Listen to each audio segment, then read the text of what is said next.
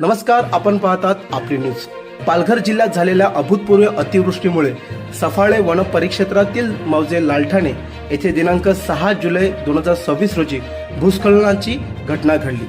मात्र या घटनेनंतर परिसरातील नागरिकांनी घाबरून जाण्याचे कोणतेही कारण नसल्याचे वन विभागाने स्पष्ट केले आहे। मिळालेल्या माहितीनुसार दिनांक 4 जुलै ते दिनांक 7 जुलै या कालावधीत या परिसरात 200 मिलीमीटरपेक्षा अधिक पावसाची नोंद झाली।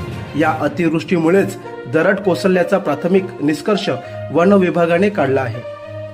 वन विभागाच्या अधिकाऱ्यांनी घटनास्थळी लगेच लगतच्या परिसराची प्रत्यक्ष पाहणी आणि गस्त घालून सविस्तर तपासणी केली।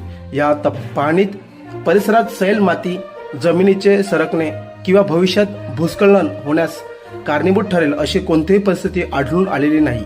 त्यामुळे लगतचा परिसर सुरक्षित असून भूस्खलन प्रवण नसल्याचे वन विभागाने स्पष्ट केले आहे। या भूस्खलनामुळे सुमारे 0.20 हेक्टर क्षेत्रावर मातीचा ढिगारा पसरला असून एकूण बाधित क्षेत्र अंदाजे 0.30 हेक्टर असल्याचा प्राथमिक अंदाज व्यक्त करण्यात आला आहे। वन परिक्षेत्र अधिकारी श्री RC वैद्य यांनी सहाय्यक वन संरक्षक श्री RS बांगड यांच्या मार्गदर्शनाखाली संपूर्ण परिसराची पाहणी केली।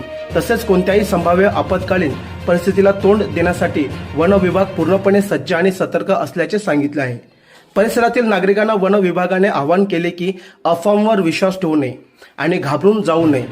पालघर जिल्हा प्रशासनाच्या सर्व संबंधित यंत्रणांशी समन्वय साधून परिस्थितीवर सतत लक्ष ठेवले जात असून नागरिकांच्या सुरक्षेसाठी आवश्यक त्या सर्व उपाययोजना करण्यात आल्या आहेत। अधिकृत आणि विश्वासार्ह बातम्यांसाठी पाहत रहा आपली न्यूज।